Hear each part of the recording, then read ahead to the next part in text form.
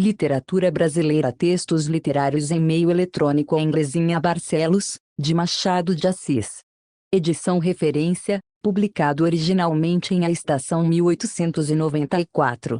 Eram trintonas. Cândida era casada, Joaninha solteira. Antes deste dia de março de 1886, viram-se pela primeira vez em 1874, em casa de uma professora de piano, quase iguais de feições, que eram miúdas, miãs de estatura, ambas claras, ambas alegres. Havia entre elas a diferença dos olhos. Os de Cândida eram pretos, os de Joaninha azuis. Esta cor era o encanto da mãe de Joaninha, viúva do capitão Barcelos, que lhe chamava por isso. Como vai a sua inglesa? Perguntavam-lhe as pessoas que a queriam lisonjear, e a boa senhora ria-se d'água. Joaninha não viu morte física nem moral, não achou meio de fugir a este mundo, e contentou-se com ele. Da crise, porém, nasceu uma situação moral nova. Joaninha conformou-se com o celibato, abriu mão de esperanças inúteis, compreendeu que estragar a vida por suas próprias mãos. Acabou-se a inglesinha Barcelos, disse consigo, resoluta.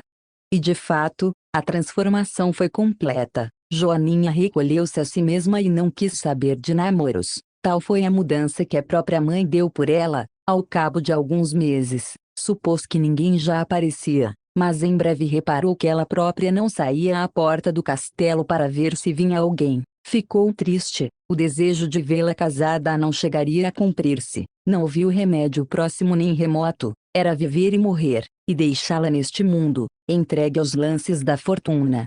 Ninguém mais falou na inglesinha Barcelos. A namoradeira passou de moda, alguns rapazes ainda lhe deitavam os olhos. A figura da moça não perdera a graça dos 17 anos, mas nem passava disso, nem ela os animava mais. Joaninha fez-se devota, começou a ir à igreja mais vezes que dantes, à missa ao só orar. A mãe não lhe negava nada.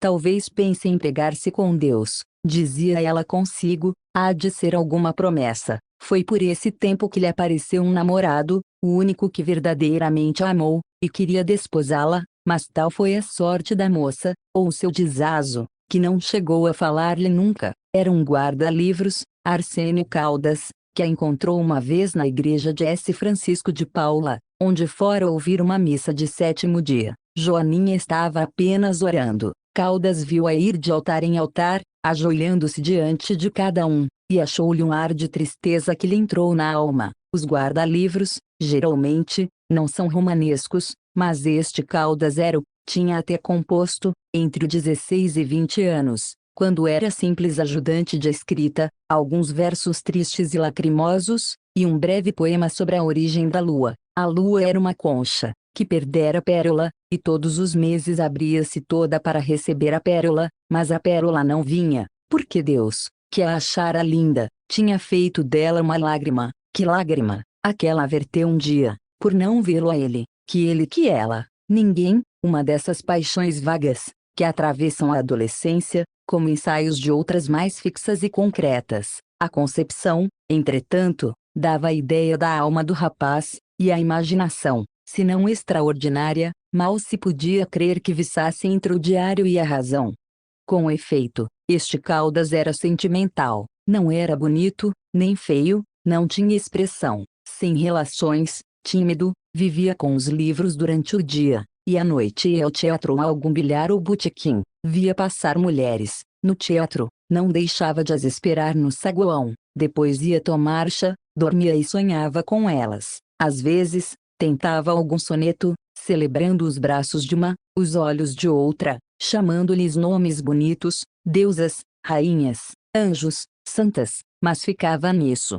Contava 31 anos, quando sucedeu ver a inglesinha Barcelos na igreja de S.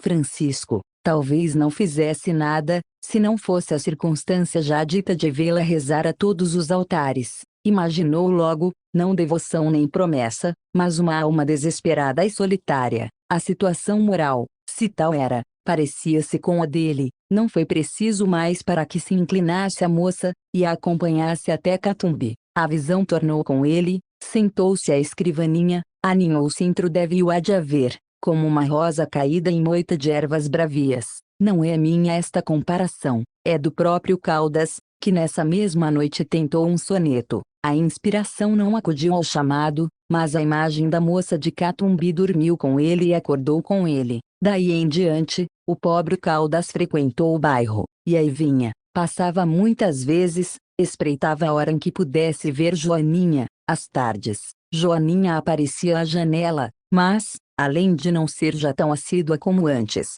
era voluntariamente alheia à menor sombra de homem, não fitava nenhum, não dava sequer um desses olhares que não custam nada e não deixam nada. Fizera-se uma espécie de freira leiga. Creio que ela hoje me viu, pensava consigo o guarda-livros, uma tarde, em que ele, como de uso, passara por baixo das janelas, levantando muito a cabeça. A verdade é que ela tinha os olhos na erva que crescia à beira da calçada, e o Caldas, que ia passando, naturalmente entrou no campo da visão da moça, mas tão depressa ela viu, levantou os olhos e estendeu-os à chaminé da casa fronteira. Caldas, porém, edificou sobre essa probabilidade um mundo de esperanças. Casariam talvez naquele mesmo ano. Não, ainda não, faltavam-lhe meios. Um ano depois, até lá dar-lhe um interesse na casa. A casa era boa e próspera, vieram cálculos de lucro, a contabilidade deu braço à imaginação, e disseram muitas coisas bonitas uma à outra, algarismos e suspiros trabalharam em comum,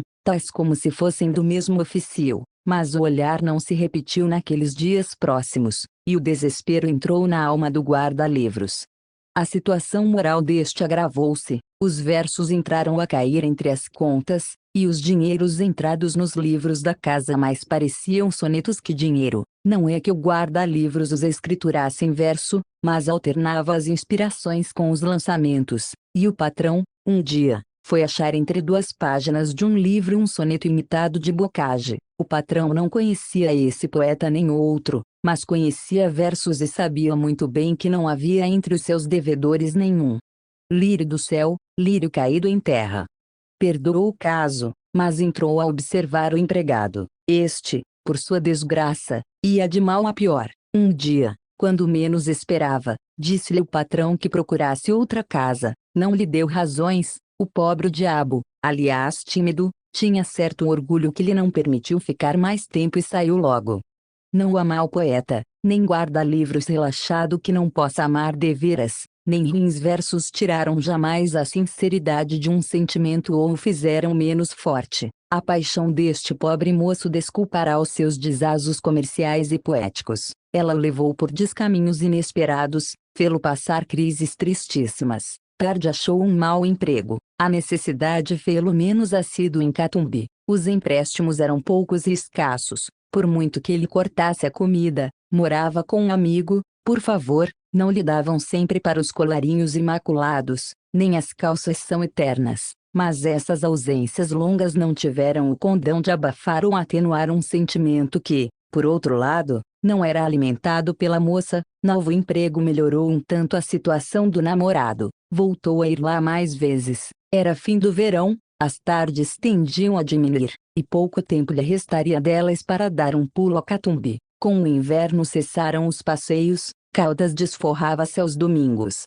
Não me perguntei se tentou escrever a Joaninha, tentou, mas as cartas ficavam-lhe na algibeira, eram depois reduzidas a verso, para suprir as lacunas da inspiração. Recorreu aos bilhetes misteriosos, nos jornais, com alusões à moça de Catumbi, marcando o dia e hora em que ela veria passar. Joaninha parece que não lia jornais, ou não dava com os bilhetes. Um dia, por acaso, sucedeu achá-la à janela. Sucedeu também que ela sustentasse o olhar dele. Eram velhos costumes, jeitos de outro tempo, que os olhos não haviam perdido. A verdade é que ela não viu. A ilusão, porém, foi imensa, e o pobre Caldas achou naquele movimento inconsciente da moça uma adesão, um convite, um perdão, quando menos, e do perdão a cumplicidade bem podia não ir mais que um passo. Assim correram dias e dias, semanas e semanas. No fim do ano, Caldas achou a porta fechada, cuidou que ela se houvesse mudado e indagou pela vizinhança.